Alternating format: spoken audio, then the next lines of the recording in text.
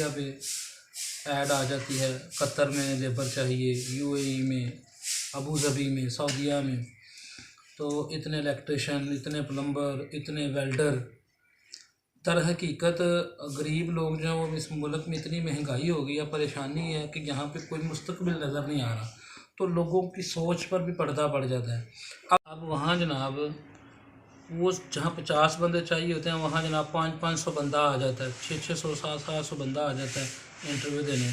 अब अगर सिर्फ आप एक मिसाल दें कि 500 बंदे ही वहाँ आएँ और 1000 रुपये दे रहे हैं, 5 लाख की दिहाड़ी तो उन्होंने लगा ली, उसमें से 40-50 बंदे जनाब वो सिलेक्ट हो जाते हैं। फ्रॉड को कौन रोकेगा? इसमें बाकायदा एजेंसियाँ खुद शामिल हैं, हुकूमती इदारे खुद शामिल हैं। गरीबों को खुद समझ नहीं आती कि जब हमें नौकरी नहीं मिली तो हम पैसे कैसे दें। ये हमारी गवर्नमेंट सेक्टर्स में भी कई जगहों पे होता है, चाहिए कम 100-200 नौकरी और उस पर लाखों की हज़ारों की तादाद में लोग अप्लाई कर देते हैं और इतना बजट इकट्ठा हो जाता है, रेवेन्यू, वो बेचारों से पैसे लेकर ना उनको रिटर्न किए जाते हैं ना कुछ किया जाता, नौकरी भी नहीं मिलती और पैसे भी ज़ाया हो जाते हैं।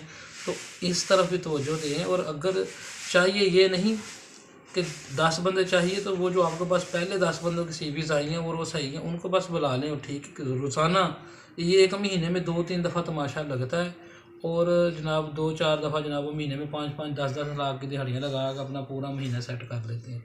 तो ज़रा इस तरफ भी तवज्जो दें कि गरीबों का जो पैसा है वो बेदर्दी से क्यों लूटा जा रहा है।